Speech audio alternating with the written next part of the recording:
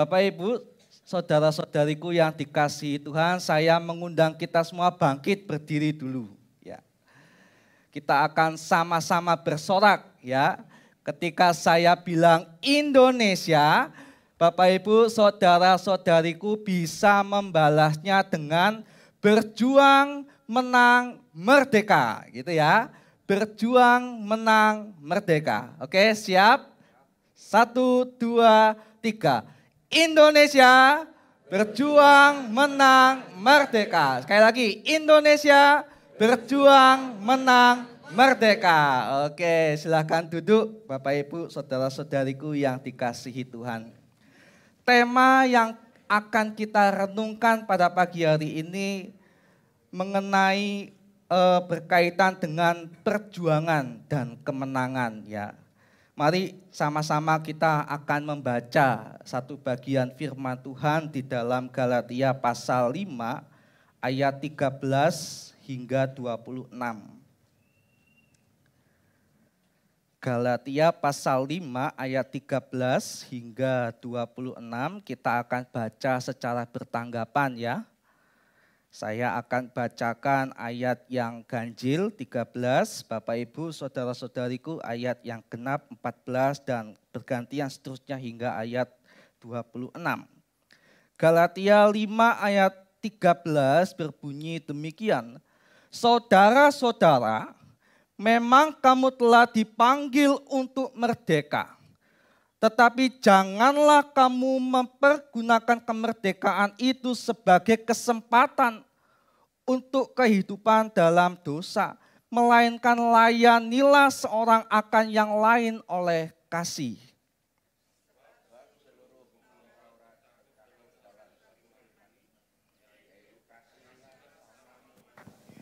Seperti dirimu sendiri. Tetapi jikalau kamu saling menggigit dan saling menelan, awaslah supaya jangan kamu saling membinasakan. Maksudku ialah, hiduplah oleh roh, maka kamu tidak akan menuruti keinginan daging. Sebab keinginan daging berlawanan dengan keinginan roh, dan keinginan roh berlawanan dengan keinginan daging. Karena keduanya bertentangan, sehingga kamu setiap kali tidak melakukan apa yang kamu kehendaki. Akan tetapi jikalau kamu memberi dirimu dipimpin oleh roh, maka kamu tidak hidup di bawah hukum Taurat. Perbuatan daging telah nyata, yaitu percabulan, kecemasan, hawa nafsu, penyembahan berhala, sihir, perseteruan, perselisihan, iri hati, amarah, kepentingan diri sendiri, percideraan, roh pemecah, kedekian, kemabukan, pesta pora, dan sebagainya. Terhadap semuanya itu kuperingatkan kamu, seperti yang telah kubuat dahulu, bahwa barang siapa melakukan hal-hal yang demikian, ia tidak akan mendapat bagian dalam kerajaan Allah. roh ialah kasih, sukacita, damai sejahtera, kesabaran, kemurahan, kebaikan, kesetiaan. Kelemah lembutan, penguasaan diri, tidak ada hukum yang menentang hal-hal itu. Barang siapa menjadi milik Kristus Yesus, ia telah menyalibkan daging dengan segala hawa nafsu dan keinginannya. Jikalau kita hidup oleh roh, baiklah kita hidup juga dipimpin oleh roh. Dan janganlah kita gila hormat, janganlah kita saling menantang dan saling mendengki. Puji Tuhan, kiranya kita boleh melakukan firman Tuhan yang sudah kita baca dalam hidup kita sehari-hari. Bapak, Ibu, saudara-saudariku yang dikasihi Tuhan, kita pada pagi ini mengucap syukur boleh ibadah dengan nuansa kemerdekaan. Sekaligus kita juga boleh bersama-sama memperingati HUT bangsa negara kita Indonesia yang ke-78. Ketika sudah masuk bulan Agustus, saya itu mesti terbawa suasana ya. Ketika masuk bulan Agustus itu suasana yang saya rasakan itu suasana kemerdekaan. Kalau kita lihat di jalan-jalan banyak bendera-bendera yang sudah dipasang begitu ya. Lalu ada dekorasi-dekorasi kecil-kecil kalau kita masuk ke dalam gang-gang begitu dan lain sebagainya. Ketika masuk bulan Agustus, saya mesti teringat dengan pahlawan idola saya, yaitu Kapitan Patimura. Kapitan Patimura ini bisa dibilang salah satu pahlawan idola saya. Jika Bapak Ibu tahu, kira-kira siapa ya nama asli dari Kapitan Patimura ini ya? Ada yang bisa jawab enggak? Kapitan Patimura ini kan hanya sebutan, yang dikenakan, hanya nama yang dikenakan begitu ya, jabatan lah istilahnya. Kira-kira nama aslinya siapa? Gak apa-apa, yang keras. Salah paling ya diliatin orang gitu. Lu ai siapa? Loh, sejarah ini ya. Thomas Matulesi. Oh, Thomas Matulesi. Habis lihat di internet ya. Thomas Matulesi ya. Jadi nama asli adalah Thomas Matulesi. Jadi pahlawan ini dari mana? Ya, Ambon ya, dari Maluku. Nah, ketika kita mendengar nama Thomas Matulesi atau Patimura, kita biasa sering lihat itu di mana? Uang 1.000 ya, nggak tahu yang baru ini masih ada enggak fotonya gitu ya. Saya enggak punya uang 1.000 sih gitu. Uang saya 500. Masih ada enggak sing uang baru ya? Oh enggak ada, aduh diganti. Padahal pahlawan idola saya itu ya. Nah, ketika kita melihat ini ya, Thomas Matulesi pahlawan yang berjuang di bangsa Maluku atau tanah Maluku. Saya kenapa kok sangat mengidolakan, dia ini adalah orang yang boleh dikatakan itu rajin. Jadi Thomas Matulesi ini adalah orang yang rajin. Bisa kita lihat bahwa di usianya yang ke-13 tahun, di zaman penjajahan, dia itu sudah berinteraksi dengan orang-orang yang dewasa. Membicarakan tentang bangsa dan juga negaranya, secara khusus tanah Maluku di masa yang akan datang itu bagaimana. Dan ia juga selalu berpikir mencarikan solusi bagaimana supaya semua konflik yang ada di Maluku itu bisa selesai dan masyarakatnya itu bisa hidup dengan aman, damai, sejahtera begitu. Selain rajin, Thomas Matulesi ini adalah orang yang berani. Lalu punya jiwa kepemimpinan. Bukti kalau dia punya jiwa kepemimpinan adalah ketika Inggris pada waktu itu sudah dikalahkan oleh Belanda dan juga Perancis. Thomas Matulesi ini punya inisiatif untuk mengusir Belanda dari Pulau Maluku. Selain itu, dia juga punya pendirian yang teguh. Kalau kita baca kisahnya, ketika dia hendak dieksekusi ya, dia dikasih tawaran sama pihak Belanda. Mau enggak kerja sama sekali lagi sama aku? Tak kasih kesempatan lek kamu mau. Gitu. Tapi yang dilakukan atau yang diucapkan Thomas Matulesi adalah tidak. Aku tidak mau kerja sama, tidak mau membuat bangsaku ini susah begitu ya. Sebagai konsekuensi atau akibatnya dia dieksekusi dengan kapitan-kapitan yang lainnya begitu.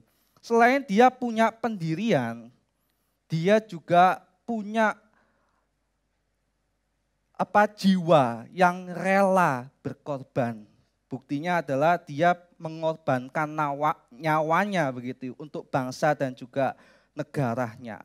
Bapak Ibu, saudara-saudariku yang dikasihi Tuhan, setiap kita itu patut bersyukur punya Kapitan Patimura. Dan tidak hanya itu, kita juga patut bersyukur punya pahlawan-pahlawan bangsa yang lainnya. Di mana tanpa mereka mungkin saja kita tidak memiliki semangat berjuang untuk bangsa kita ini menjadi bangsa yang merdeka pada zaman atau abad yang ke-19. Bapak Ibu saudara-saudariku, sudah 78 tahun Indonesia itu merdeka. Terhitung sejak 1945.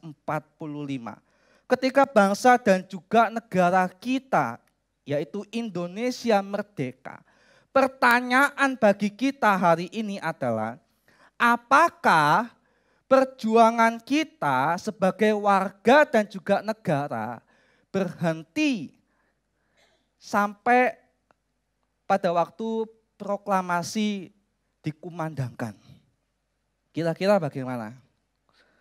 Kira-kira perjuangan kita hanya berhenti sampai situ atau masih lanjut? Bagaimana? Lanjut ya. Jawabannya adalah tidak berhenti hanya pada tahun 1945. Setiap orang itu tetap harus berjuang demi memenangkan visi dan juga misi bangsa negara kita hari ini, yaitu menjadi bangsa yang terus maju, menjadi bangsa yang bisa bersaing dengan bangsa-bangsa yang lainnya. Kita harus berjuang untuk hal tersebut. Oleh karena itu, pemimpin negara hari ini, para pemerintah dan juga masyarakatnya, yaitu kita, harus bersatu, harus bersinergi untuk mencapai atau memenangkan target yang sudah disebutkan tadi. Dengan cara bagaimana?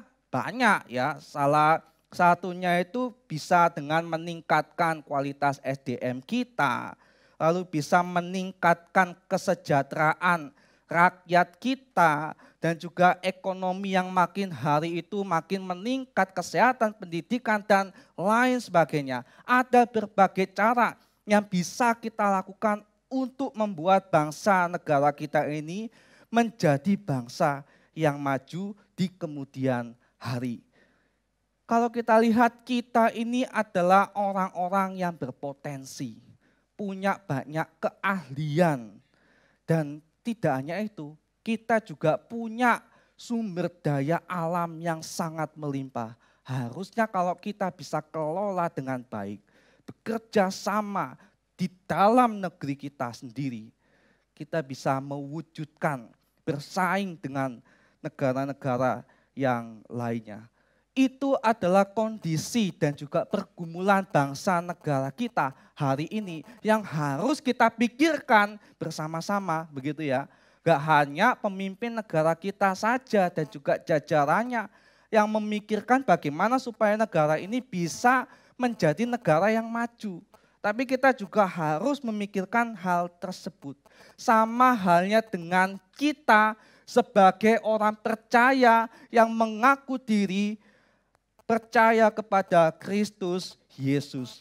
Saya ingin mengatakan kepada kita, kita ini adalah orang yang berdosa, ya.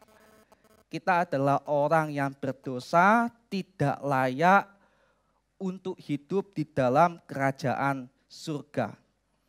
Pertanyaannya, ketika kita tahu kita ini berdosa, apakah kita ini telah dimerdekakan dari kuasa dosa yang membelenggu setiap diri kita? Gimana? Kita kira-kira sudah merdeka belum? Kalau bangsa Indonesia kita lihat hari ini sudah merdeka, bagaimana dengan kita sebagai orang percaya? Sudah merdeka belum dari dosa yang membelenggu setiap diri kita? Ayo. Bagaimana? Jawabannya adalah sudah ya. Kita sudah merdeka. Buktinya di mana? Di dalam Roma pasal 6 ayat 18. Di sana Paulus berkata kepada kita semua, kamu telah dimerdekakan dari dosa dan menjadi hamba kebenaran. Jelas sekali Kita ini sudah dimerdekakan, bahkan status kita itu sudah berubah. Yang awalnya kita manusia berdosa, sekarang kita sudah merdeka, diangkat menjadi hamba kebenaran. Semua itu bisa terjadi karena Kristus Yesus sudah datang ke dalam dunia ini, mati dan juga bangkit bagi setiap diri kita. Dan barang siapa yang percaya kepada Dia, pasti akan dimerdekakan oleh Dia. Tidak hanya kita itu dimerdekakan dari kuasa dosa. Di dalam Galatia pasal 5 ayat 1, di sana Paulus ngomong, supaya kita hidup sungguh-sungguh merdeka. Kristus telah memerdekakan kita. Karena itu berdirilah teguh dan jangan mau lagi dikenakan kuk perhambaan. Selain kita dimerdekakan dari kuasa dosa, kita juga dimerdekakan dari tuntutan-tuntutan hukum Taurat. Yang awalnya kita dituntut melaksanakan hukum Taurat secara tuntas, secara perfect. Tapi karena Kristus Yesus sudah datang dan sudah menggenapinya, kita sudah tidak perlu lagi melakukan hal tersebut. Ya, kita sudah tidak perlu lagi melakukannya. Setelah mengetahui bahwa kita hidup di realita yang demikian sebagai orang Kristen, pertanyaan atau pernyataan yang sering muncul dan yang sering mengganggu bagi saya adalah, berarti kalau kita sudah dimerdekakan sama Kristus Yesus, kita sudah tidak punya peluang lagi dong untuk berbuat dosa. Kira-kira pernyataan yang seperti itu benar atau enggak, Bapak Ibu? Kita ini sudah dimerdekakan sama Kristus. Berarti kalau kita sudah dimerdekakan, kita sudah enggak punya potensi lagi dong berbuat dosa. Kita wis bebas dong dari kuasa dosa secara total. Gitu. Gimana?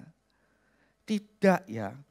Walaupun kita sudah dimerdekakan sama Tuhan Yesus, kita masih punya potensi untuk jatuh lagi di dalam dosa. Kita masih punya potensi untuk mengangkat kuk perhambaan. Ya, buktinya John Calvin dalam buku sistematikanya itu berkata demikian. Allah telah menghapus daging yang kotor milik umat kepunyaannya. Membersihkan mereka dari kesalahan, mengkuduskan dan menjadikan mereka bait suci bagi dirinya sendiri. Membaharui pikiran umat dengan cara memurnikannya supaya mereka tahu bahwa selama masih hidup, peperangan dengan dosa belum berakhir. Dari sini kita bisa lihat bahwa setelah kita dimerdekakan, kita masih harus berjuang lagi. Sama halnya dengan kita sebagai warga negara Indonesia, ketika kita tahu bangsa kita sudah merdeka, kita masih harus berjuang lagi membangun gimana supaya bangsa ini jadi bangsa yang lebih baik, gitu kan. Sama halnya dengan kita. Jangan kita menganggap kita sudah dimerdekakan lalu wes kita bebas, tinggal angkat-angkat kaki menunggu kedatangan Kristus yang kedua kali. Ya tidak. Kita masih harus berjuang lagi. Berjuangnya di sini adalah melawan dosa, melawan kedagingan kita.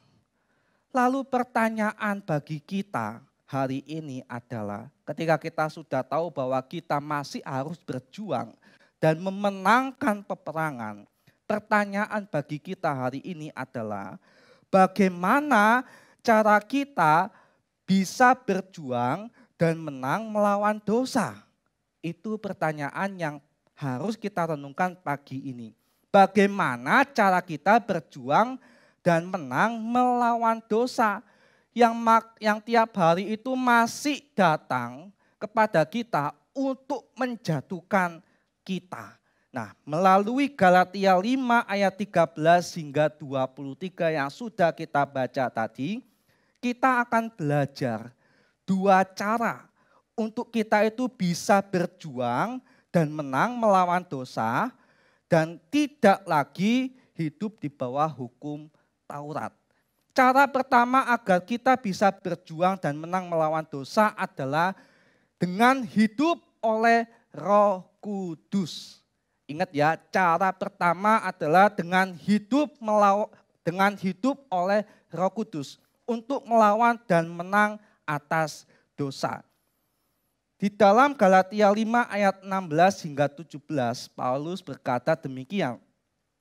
Maksudku ialah hiduplah oleh roh, maka kamu tidak akan menuruti keinginan daging, sebab keinginan daging berlawanan dengan keinginan roh, dan keinginan roh berlawanan dengan keinginan daging.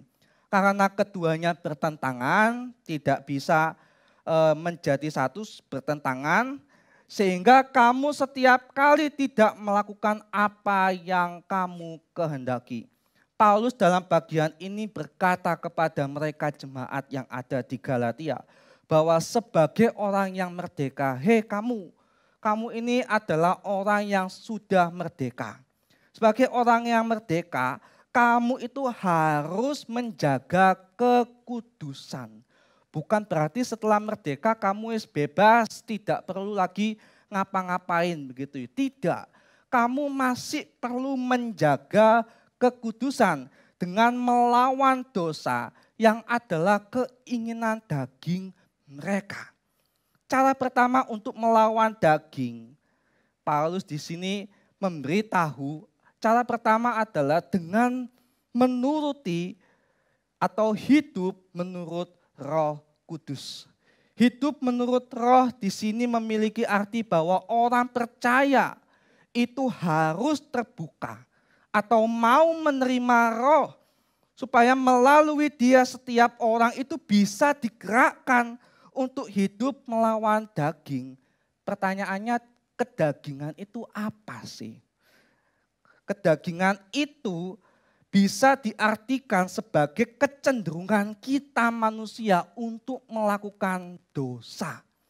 Kita tahu bahwa Adam dan Hawa, mereka itu punya kecenderungan untuk melakukan dosa.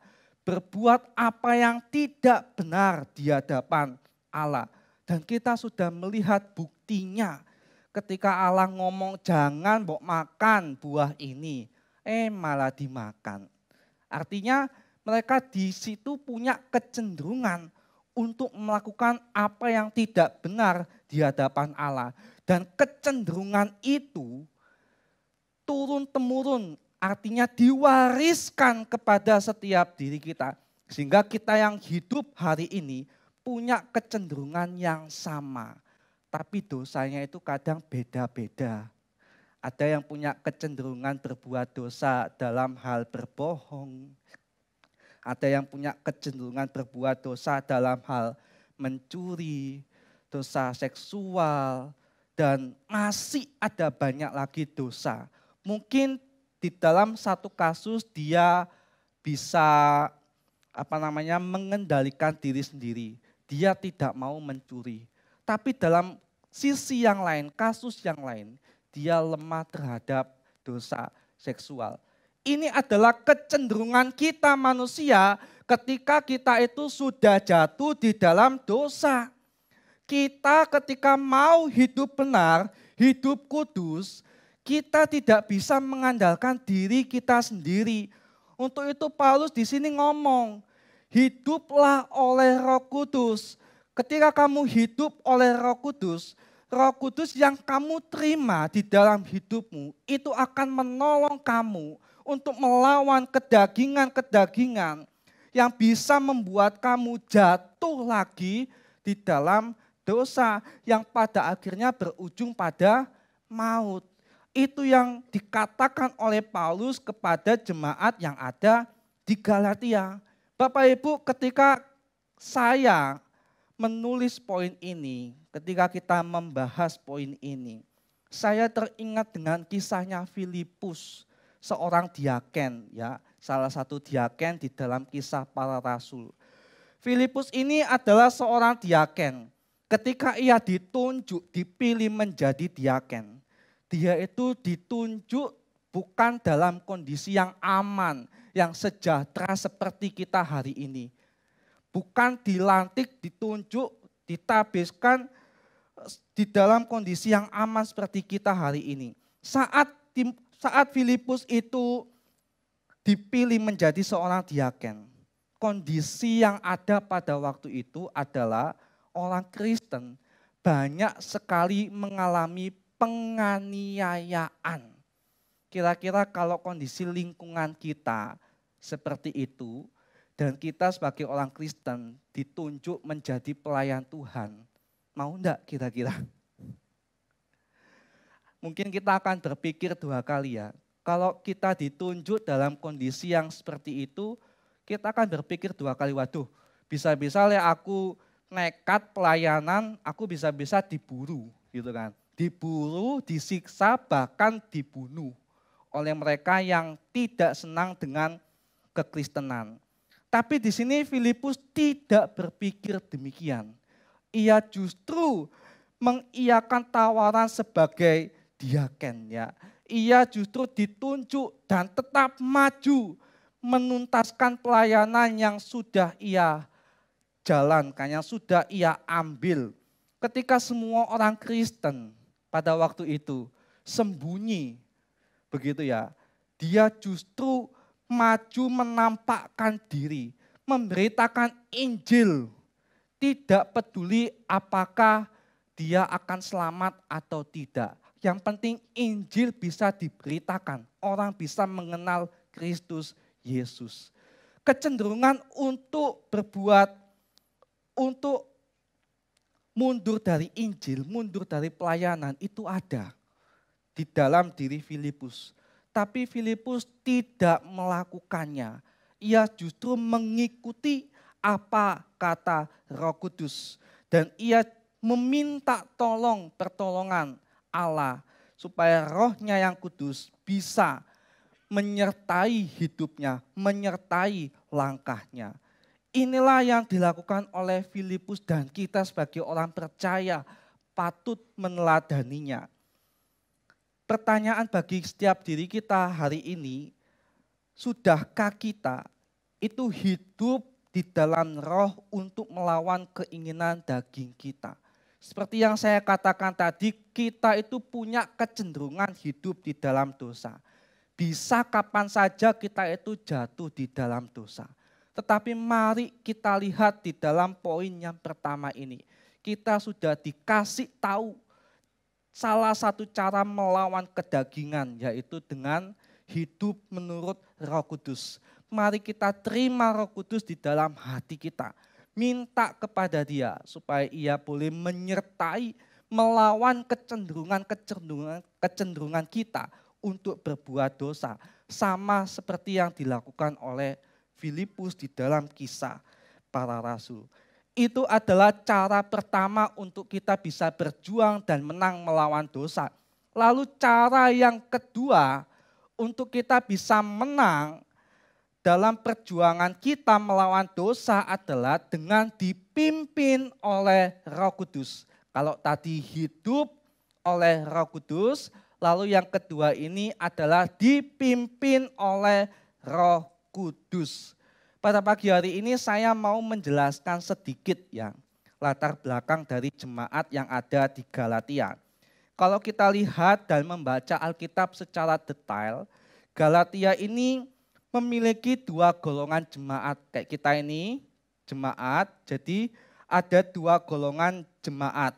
Yang pertama golongan Kristen Yahudi, lalu yang kedua adalah golongan Kristen non-Yahudi. Dalam konteks Galatia 5, dua golongan ini saling berdebat. Kalau kita baca dari pasal 1 sampai pasal 5, dua golongan ini berdebat soal keselamatan. Itu yang pertama, soal keselamatan. Lalu yang kedua, mereka juga berdebat tentang status dari hukum Taurat. Singkatnya, jemaat non-Yahudi itu berkata kepada mereka, jemaat Kristen Yahudi, bahwa Keselamatan itu sudah didapatkan oleh mereka melalui Kristus Yesus yang mati di atas kayu salib. Sehingga hukum Taurat itu bukan lagi standar keselamatan mereka. Itu yang dinyatakan oleh mereka orang-orang Kristen non-Yahudi. Ketika kita melihat pernyataan ini benar atau salah? Gimana? Kita diselamatkan oleh Kristus sehingga kita tidak perlu lagi berbuat yang baik untuk mendapatkan keselamatan. Kadang-kala kita sebagai orang percaya masih bingung dengan situasi yang seperti ini. Tapi saya berharap kita tidak salah ya. Karena kita sudah belajar di dalam Katekismus Heidelberg selama beberapa minggu yang kemarin. Kita memang diselamatkan melalui iman kepada Kristus Yesus. Sehingga hukum Taurat itu bukan lagi tolak ukur keselamatan bagi setiap diri kita. Ketika mendengar pernyataan tersebut, kemudian golongan Kristen Yahudi itu menentang dengan bertanya demikian. Lantas bagaimana dengan status ketaatan yang tetap kita lakukan? Jika konsep keselamatannya itu demikian, bukankah orang akan berpikir bahwa ketaatan itu tidak perlu lagi dilakukan karena mereka telah diselamatkan melalui iman.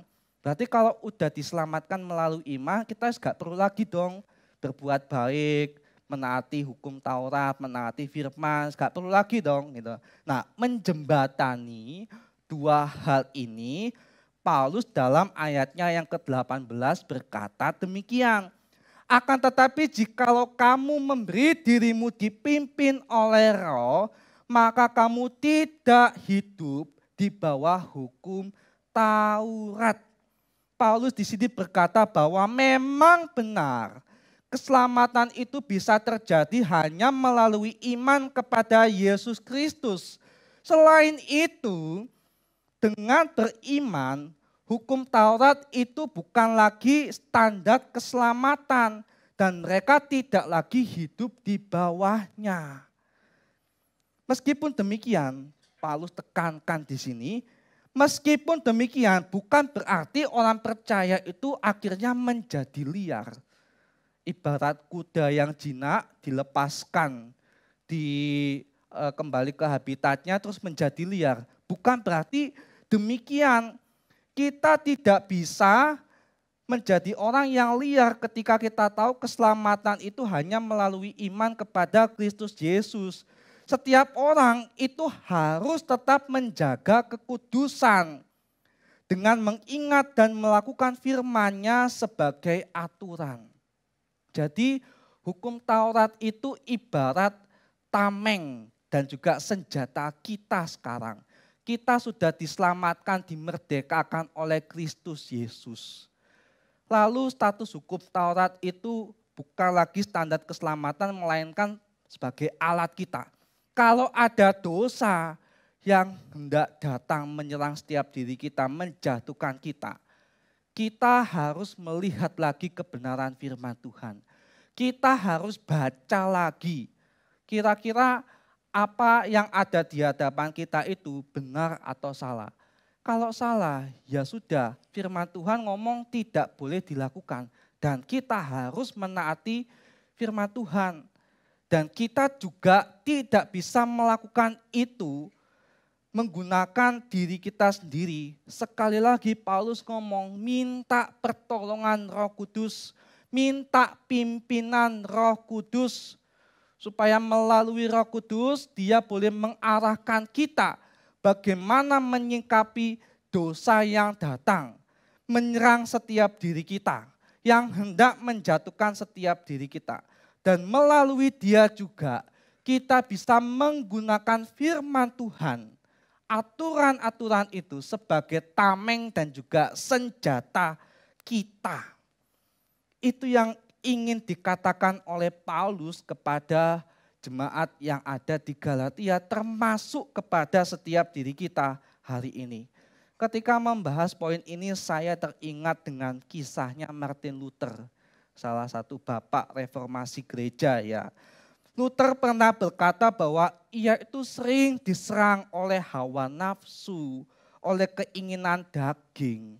Nah, ketika ia diserang demikian, ia itu segera membuka firman Tuhan. Ia kembali membaca firman Tuhan itu.